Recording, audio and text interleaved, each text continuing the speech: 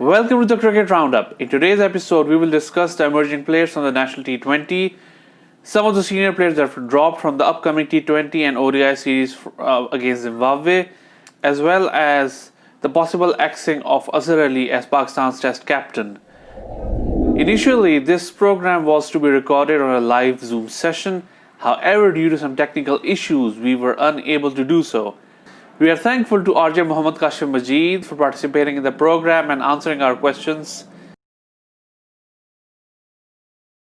Thank you very much, Armakan, and thank you very much for inviting me over. I think the first question you posed about this national T20, the way juniors have performed, the way the emerging cricketers have performed, that is very heartening to see. And in fact, we've been looking for these youngsters for the last 3 or 4 PSL seasons, because we are talking about so many fast bowlers coming into the Pakistani team, and we're talking about so many fast bowlers coming into limelight. But when it comes to the batsmen, we've rarely seen a batsman clicking in the PSL, but this national T20 is provided with a lot of quality batsmen. And when it comes to a top of the innings, specifically top of the innings, where we have seen Ali Imran, we have seen Zishan Malik, Zishan Ashraf, we have seen Abdullah Shafiq, who's now part of the Pakistani team for the upcoming Zimbabwe series. So this is where I think this national T20 is provided so much to Pakistani cricket. And yes, of course, Zimbabwe team, the selection, the way they've selected Abdullah Shafiq, it's very good. I like that thing that 1 or 2 players got inducted into the side, and then we have seen Khushdil Shah being the part of the team, the Azhar Ali being part of the team. And I think with Azhar Ali, he can be the long time servant of Pakistani cricket, the way he has started his career, the way he's performing these days with the national T20 or all those tournaments he's playing. Abdullah Shafiq is also an exceptional guy, scoring a century in the first class debut, then scoring a century on T20 debut is just not easy, because 2 entirely different formats of cricket in which he excelled. And this is very quality from Abdullah Shafiq, and I wish him very best of the luck. Next thing you asked is how you see these guys go about their business. And Haider Ali, Abdullah Shafiq, Khushdil Shah.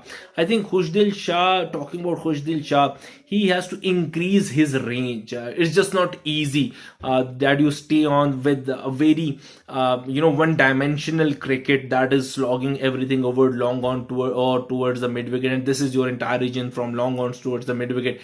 You have to be very dimensional. The way this cricket is moving, I think it needs rapid changes and rapid updation in your curriculum as a cricketer, as a batsman. The covers, the points, the third man, the fine legs, all these shouts have to be included in your dictionary and vocabulary as a batsman. And Khushdil Shah has to improve a lot. Haider Ali, yes, he's got the talent. We have seen some blistering drives with some good cuts, flakes, cover drives, I guess. Then some of the quality pulls, heaves over mid wicket and mid on and long on. So he's got the talent, he's got the potential, and plus he's got the age on his side. He has to learn a lot from these seniors who are surrounding him these days, because with these seniors guys, with these playing with these seniors guys, you always learn a lot. Likes of Shoaib Malik, likes of Hafiz is there. So he is there.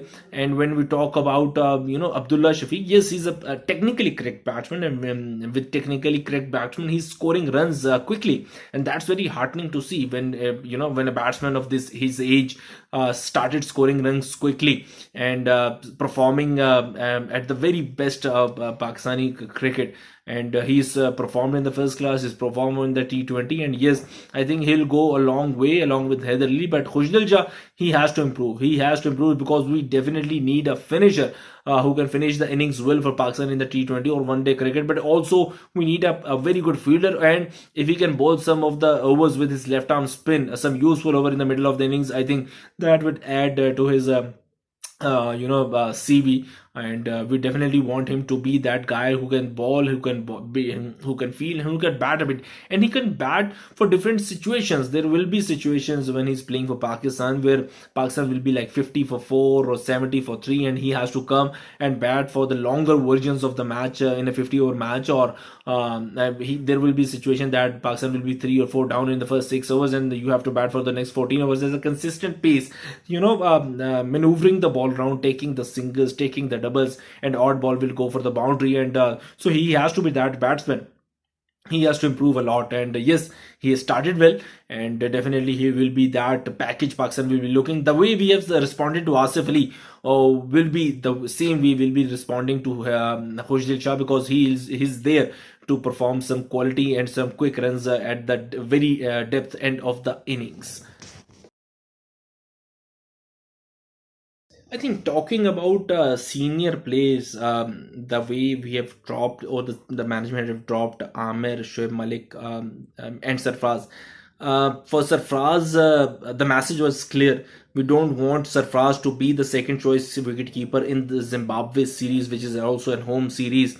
And we want Sarfraz to play domestic cricket, that is Qaid Azam Trophy, and improve with his batting form and with his wicket keeping form, because already he may not get a chance, and so it's not wise to keep Sarfraz Ahmed in the dugout and don't ask him to play a home series against Zimbabwe. So Rohail has got the chance. I think that is quite logical with Sarfraz exclusion. With Amir, he's out of form, he's out of rhythm, he's not bowling that quick, he's not swinging the ball, he's always relying on some extra deliveries, that is some varieties of his own, and that is slow balls, the leg cutters, the off cutters. With Zimbabwe coming, so he may get a chance to work on his bowling, work on his pace, work on his variations, work on his seam swing, which was there for Amir in the early start of his career.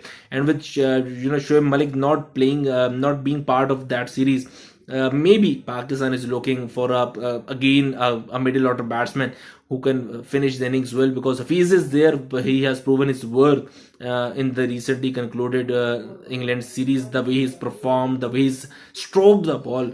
I think now Hafiz has found his range after so many years playing for Pakistan. Now he has got what we wanted Hafiz to always. We wanted Hafiz to do. That is go and play his own shots. For me, being a very Hafiz's fan from the very start, I always wanted him to play in the middle order, because he's so well equipped against the spinners. The way he delicately plays that his cut of his own between the third man and the point region, he always find that gap that is not easy to find against a right arm leg spinner or the left arm spinner. Or the way he plays his sweep shot, the way he plays the lofted strokes over the fence. He's always that kind of a player. You haven't seen him going down against a spinner, or just throwing his wicket against the spinner. But with the pace battery, with that Dale Steyn saga at the top of the order, I always wanted him to bat in the middle of the innings, and now he started doing that, and now he started finding his range. So Hafiz is there. So Shoaib Malik, I think selectors are thinking for a finisher to end the game in the T20s, and maybe Khushdil Shah has got his chance. So dropping Shoaib Malik for the Zimbabwe series is good, because we already have 2 or 3 series lined up.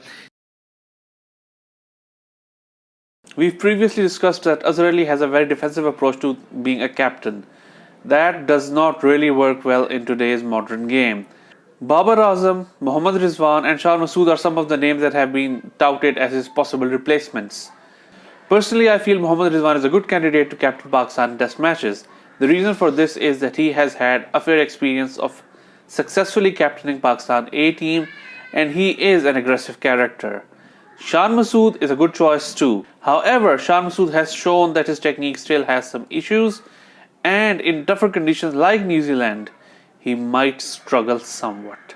Babar Azam is already the captain of the limited over sides, and burdening him with test captaincy could actually mean that his batting form may go down.